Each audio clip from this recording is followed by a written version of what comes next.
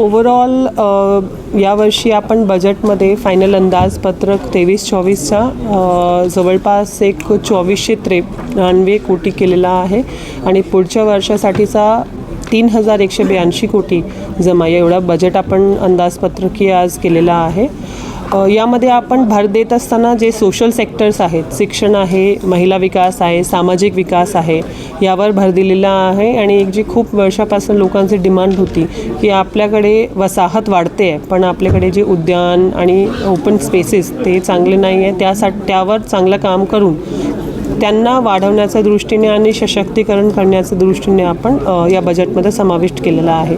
महिलांचा विशेष गरजा पाहता त्यांचं सक्षमीकरण म्हणजे त्यांना त्यांचे पायावर उभं कसं करता येऊ शकतं आणि सोबतच जे आपल्या शाळेमध्ये शिकणारे मुली आहेत त्यांचे जे विविध ॲक्टिव्हिटीज आणि एक्स्ट्रा करिक्युलर ॲक्टिव्हिटीजमध्ये त्यांचं शैक्षणिक गुणवत्तामध्ये कसं वाढ करता येऊ शकता यासाठी आपण बऱ्याचशा गोष्टी समाविष्ट केलेल्या आहेत. आरोग्य विभागामध्ये इन्फ्रास्ट्रक्चरच्या दृष्टीने जे आपले हॉस्पिटल्स आणि सेटअप आहे तिकडे आपण फिजिकल इन्फ्रास्ट्रक्चर स्ट्रेंथनिंगसाठी स्टेप्स घेतलेले आहेत आणि सोबतच नव्याने तिकडे काही जे आपले डॉक्टर्स आणि स्टाफ नर्सची कमतरता आहे त्यासाठी आपण आउटसोर्सिंगच्या पद्धतीने सध्या ते भरण्याचा विचार करतो आहे. सोबतच आपण आपल्या इकडे कॅन्सर हॉस्पिटल आणि सुतिकागृह याचा एक टेंडर केलेला होता आणि त्याचं फायनलायझेशन आपल्या MCCचा आधी होईल.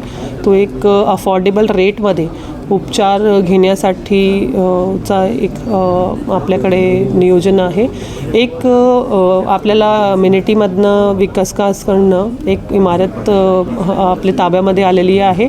तिकडे उल्हासनगरमध्ये जो रिसेंटली एक मेडिकल फॅसिलिटी सुरू करण्यात आलेली आहे ज्योतिबा फुले स्कीम अंतर्गत आणि प्रधानमंत्री जन आरोग्य स्कीम अंतर्गत, तशा पद्धतीचा एक अफोर्डेबल मेडिकल फॅसिलिटी आपण आपल्या ठिकाणीसुद्धा सुरू करण्याचं नियोजन केलेलं आहे आणि आचारसंहिता संपेपर्यंत बहुतेक आपण त्याचा संपेनंतर आपण त्याचा टेंडर फ्रूट करू. आपले पटसंख्या वाढवण्यासाठी आता एकदम महत्त्वाचा काळ आहे. आजच बजेटचा पूर्वी आम्ही आपले शाळेमधले मुलांचा शैक्षणिक उत्सव होता तिकडे जाऊन आले.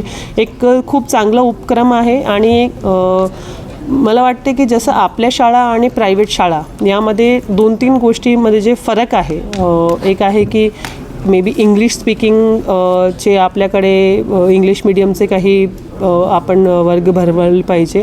एक्स्ट्रा करिक्युलर ॲक्टिव्हिटीज आणि मुलांचं कॉन्फिडन्स वाढवण्याच्या दृष्टीने आपण काही गोष्टी करायला पाहिजे तिकडे.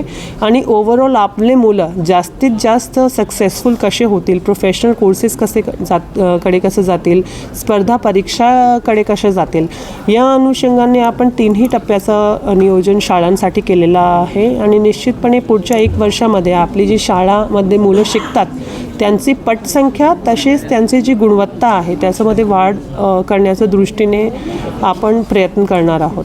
बरेच माझा एक 25% पुढच्या वर्षाचा जो संकल्प आहे तो मैदान, खेळण्याचे जे आपले स्टेडियम आहेत आणि उद्यान याच्यावर दिलेला भर होता त्याच्यामध्ये.